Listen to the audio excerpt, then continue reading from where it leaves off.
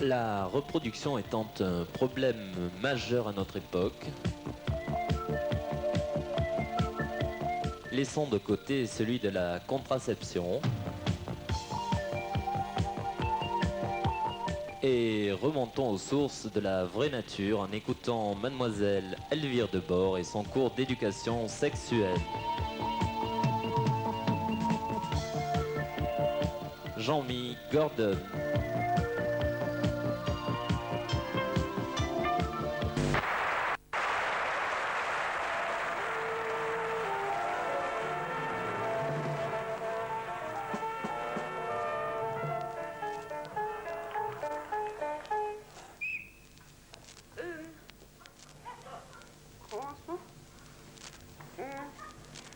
Mes chers enfants, aujourd'hui, nous ne ferons pas de solfège.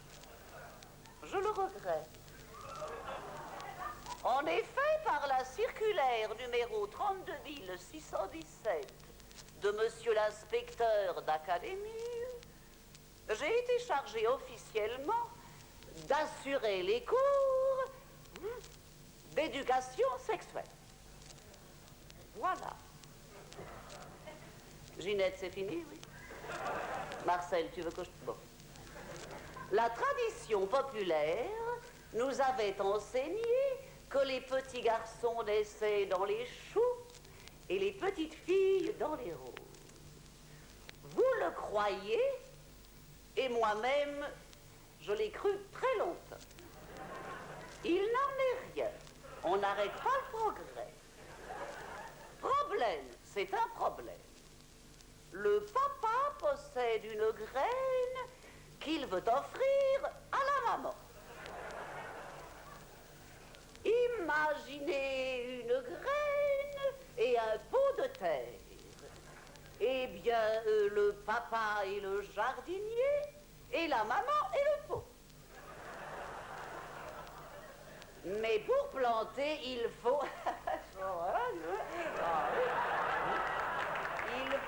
il faut un plantoir. À ton avis, Mireille, qui a le plantoir? Comment ça, Gaston? Mais non, ton papa aussi. Mais non, je ne l'ai pas vu. Tous les garçons ont un plantoir. C'est écrit. Comme les coléoptères qui butinent de fleur en fleur. Ça n'est pas ça du tout. Car nous sommes des mammifères. Alors comment faire? Comment le papa, avec son plantoir, va-t-il planter la graine?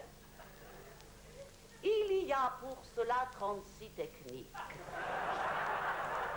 Je fabule. 32.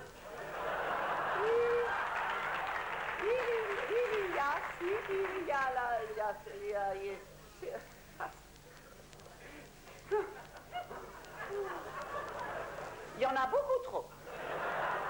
Je vous sauterai tout ça pour ne retenir que la plus classique, la position dite à la papa, qui d'après l'ouvrage est la plus reposante, mais attention, la plus monotone aussi. Duglantier, vous viendrez me voir après la classe, je vous ferai voir si c'est rigolo. Pour planter, il faut préparer le terrain. Labourage et pâturage sont les deux mamelles. À propos de mamelles, nous connaissions l'ère primaire, l'ère secondaire, l'ère tertiaire. Aujourd'hui, nous connaissons l'ère autisme. Et moi, j'ai l'air bête car je ne m'en sortirai jamais. Je dois vous dire que pour les travaux pratiques, j'avais cru pouvoir compter sur la collaboration compétente, paraît-il, de votre professeur de culture physique, Monsieur Tronchard. Il s'est récusé, et bien tant pis pour lui.